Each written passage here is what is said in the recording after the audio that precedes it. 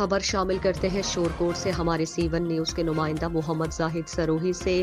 شورکوٹ باہو پل پتن روڈ گنے والی ٹرالی اور موٹر سائیکل کے درمیان تصادم کی اطلاعات ریسکیو ٹیمیں روانہ۔ ریسکیو ذرائع میں کالر کے مطابق حادثہ تیز رفتاری اور کراسنگ کے دوران پیش آیا۔ ریسکیو ٹیمیں بروقت جائے حادثہ پر پہنچ گئیں اور ریسکیو آپریشن شروع کر دیا۔ حادثے کے نتیجے میں 2 طلبہ عبداللہ شریف ولد محمد شریف عمر 18 سال اور شہزاد ولد مختار عمر 21 سال شدید زخمی۔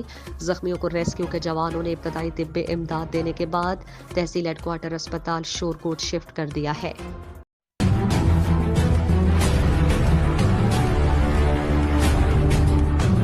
خبر شامل کرتے ہیں شورکوٹ سے ہمارے سی1 نیوز کے نمائندہ محمد زاہد سروہی سے۔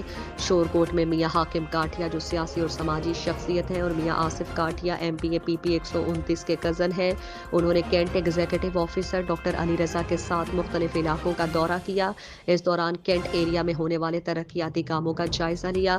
میاں حاکم کاٹیا صاحب نے ایگزیکٹو آفیسر کی قیادت میں جاری ترقیاتی کام کو سراہا اور مزید ترقیاتی کاموں کے لیے گرانٹ منظور کروانے کی یقین دہانی بھی کروائی کہ کینٹ ایریا کو مثالی اور پرکشش جگہ بنائیں گے اور کینٹ کے مکینوں کو ہر طرح کی آسائش فراہم کرنے کے لیے بھرپور کوشش جاری رکھیں گے۔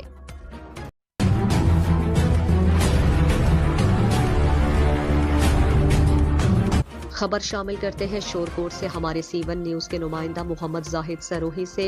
شورکوٹ کے سینئر صحافی نمائندہ روزنامہ جنگ جیو نیوز، نمائندہ یورپین نیوز ایجنسی انٹرنیشنل محترم زی وقار رائے ایاز اکبر صاحب کی ہمشیرہ کے انتقال پر TPC کے سینئر صحافیوں ملک مجاہد عباس جواد، نمائندہ روزنامہ ہاٹ لائن اور فرحت عباس بھٹی، تحصیل رپورٹر روزنامہ جناح کے ہمراہ بندہ ناچیز حبیب منظر نے بطور صدر تحصیل پریس کلب احمد پور سیال ان کی رہائش کا واقع شورکوٹ میں ان سے تعزیت کی اور مرحومہ اور مغفورہ کی روح کے ایصال ثواب کے لیے فاتح خوانی اور دعائے مغفرت کی گئی۔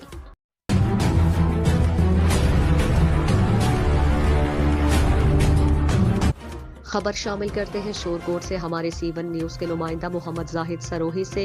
حکومت پنجاب کا احسن اقدام، حکومت پنجاب کی ہدایات پر THQ اسپتال میں صحت کارڈ پروگرام کے تحت فارمیسی بنا دی گئی۔